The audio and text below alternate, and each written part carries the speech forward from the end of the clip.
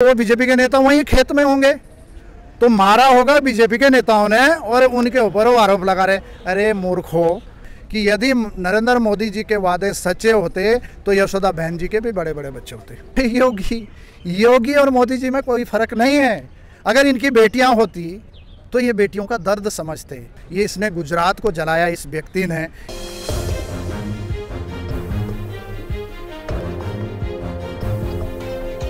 Sir, जिस तरीके से लगातार हाथरस के मामले को लेकर प्रदर्शन हो रहा है, महिलाएं मांग पर अड़ी हुई हैं कि इंसाफ मिलना चाहिए, लोग भी इंसाफ के लिए गुहार लगाना, आपको लगता है कि इंसाफ मिलेगा? देखिए, जिस तरीके से मनीषा के साथ में जो घटना घटित हुई है, मनीषा को मारा गया 100%। और उत्तराखंड संवैधानिक अधिकार संरक्षण मंच ने मनीषा के बारे में जब पता लगा तो उत्तराखंड में सबसे पहला व्यक्ति मैं हूँ और हमारे संगठन के कार्यकर्ता है। हम लोगों ने महामहिम राष्ट्रपति जी को ज्ञापन दिया और निष्पक्ष जांच के लिए निवेदन किया। और जिस तरीके का कुकृत्य उस बेटी के साथ में हुआ है, वो दुनिया को झंझोर कर रखा कि जिस तरीके का जो देश मोदी जी बनाना चाहते थे कि बेटी पढ़ाओ बेटी बढ़ाओ बचाओ, ये तो उल्टा हो गया है। क्योंकि जिस समाज से ये सारी चीज़ें हुई, उस समाज के लिए ये बड़ा दुर्भाग्य है कि वोट लेने के लिए आप खड़े हैं और वोट लेने के बाद जो है आप इस तरीके से नाटक कर रहे हैं। इसका जवाब इनको देना पड़ेगा, ये मैं आपको बताना चाहता हूँ। लेकिन सर, जिस तरीके से सीबीआई अब जांच शुरू कर रही है, आपको लगता है कि सीबीआई निष्पक्ष जांच करेगी? देखिए, सीबीआई जांच जिस दिन कहा था योगी जी ने, उसके बाद दूसरे दिन टीवी चैनल में आता है कि सीबीआई जांच ना की जाए, अभी एसआईटी जांच करेगी 10 दिन तक। ये सिर्फ एक लॉलीपॉप है। इसको जो है बहुत गोलमाल करके बंद करना चाहते हैं, लेकिन उस चीज़ को हम बंद होने नहीं देंगे, क्योंकि मनीषा किसी की बेटी नहीं, हमारी बेटी थी।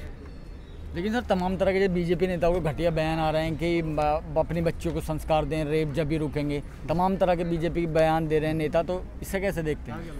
मैं इसको इस तरीके से देखता हूँ कि अगर जो है इस तरीके का अन्याय हुआ है, इस तरीके का कुकृत्य हुआ है, तो इसके लिए तो मैं यही कहना चाहूँगा कि जो भी इसमें दोषी है वो निकल के आने चाहिए। अगर इसमें उनको सज़ा नहीं मिलती है तो मैं आपके साथ में सामने बोलना चाहता हूँ। मैं तो हाथरस जाना चाह रहा था, देहरादून से मैं जाना चाह रहा था हाथरस इसलिए कि वो बेटी मनीषा, अब वो मनीषा किसी वाल्मीकि की बेटी नहीं है, हाथरस की बेटी नहीं है, वो पूरे देश की बेटी है। अगर उनको उनका परिवार कहता है तो मैं आमरण अनशन पे बैठने के लिए जा रहा था, लेकिन उत्तराखंड सरकार ने मुझे रोका। आज हम दिल्ली में हैं, जंतर मंतर पे हैं। उत्तराखंड सरकार ने मेरे साथ में, माननीय हाई कोर्ट ने मुझे सुरक्षा दी हुई है। मुझे सुरक्षा के जो गनर मिले हुए हैं उनको जाने के लिए परमिशन नहीं दी ताकि मैं वहाँ ना जाऊँ।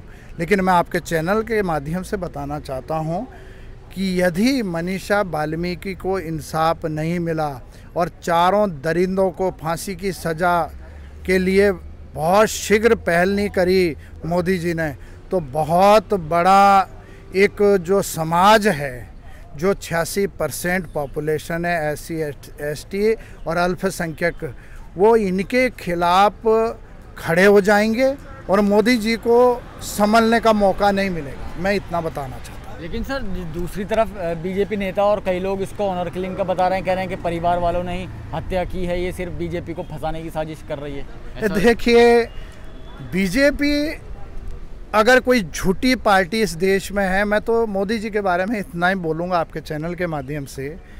नरेंद्र मोदी जी के वादे अगर सच्चे होते तो यशोदा बहन जी के भी बड़े बड़े बच्चे होते। ये झूठे प्रधानमंत्री है। जिस दिन ये प्रधानमंत्री 2014 में बनने के लिए तैयारी कर रहे थे तो टीवी चैनल में आता था, अब की बार मोदी सरकार। तो मेरी छोटी वाली बिटिया मुझे कहती थी, पापा अब की बार मोदी सरकार। मैंने कहा, बेटा, ये इसने गुजरात को जलाया इस व्यक्ति ने। ये निश्चित है कि दुनिया यहाँ पर 92% लोग जो है गोदी मीडिया के आधार पर चलते हैं। गोदी मीडिया जो है इसको प्रधानमंत्री तो बना देगी, जैसे ही प्रधानमंत्री बनेंगे, माननीय प्रधानमंत्री बन चुके आज मोदी जी, लेकिन मैं दोबारा रिपीट कर रहा हूँ, जितनी इन्होंने घोषणा करी है वो घोषणा सिर्फ इसी बात पे निर्भर हो जाती है कि यदि नरेंद्र मोदी जी के वादे सच्चे होते तो यशोदा बहन जी के भी बड़े बड़े बच्चे होते। इनके कोई वादे सच्चे नहीं हैं। और मैं आपके चैनल के माध्यम से बताना चाहता हूँ, अब जो युग आ रहा है, जिस दो समाज को SC ST OBC और अल्पसंख्यकों को इन्होंने नज़रअंदाज किया है, वो इनको मुंह तोड़ जवाब देंगे और इसका नतीजा आपको जो है बिहार चुनाव से मिल जाएगा। आप देखते रहिएगा, मोदी जी जहाँ से आए थे बहुत जल्दी वापस वहीं जाएंगे। लेकिन सर, अब जब आपने सुना होगा, देखा होगा, बीजेपी सांसद जो आरोपी हैं उनसे मिलने जेल के अंदर गए, तो आपको नहीं लगता कि आरोपियों को बचाने के लिए बीजेपी पूरी कोशिश में लगी हुई? मैं कल पढ़ रहा था, एक व्हाट्सएप एक मैसेज आया कि लड़की को जो है उनके भाई और माँ ने मारा है, बीजेपी के नेता कह रहे हैं। तो इसका मतलब जब वो मार रहे थे उनके भाई और माँ, तो वो बीजेपी के नेता वहीं खेत में होंगे, तो मारा होगा बीजेपी के नेताओं ने और उनके ऊपर वो आरोप लगा रहे। अरे मूर्खो, कोई अपनी बेटी को मारता है क्या? कोई अपने बहन को मारता है क्या? ये जो तुम केवल भ्रमित करने का जो काम कर रहे हो। हाथरस जाते समय मेरे दो दोस्त दिल्ली से आए, मैं उत्तराखंड से आ रहा था, दूसरे दिन उनका फ़ोन आ रहा, रो रहे फ़ोन पे, कह रहे दौलत भाई हमको बंद कर दिया है पुलिस ने, कहते तुम तो जो है आतंकवादियों से मिले हो, तुमको हम छोड़ेंगे नहीं, और उनके ऊपर ऐसे मुकदमे दर्ज कर दिए हैं। तो ये डरी हुई सरकार है, ये निकम्मी सरकार है और इस सरकार का पतन होने वाला है और मनीषा ही इसका पतन करेगी।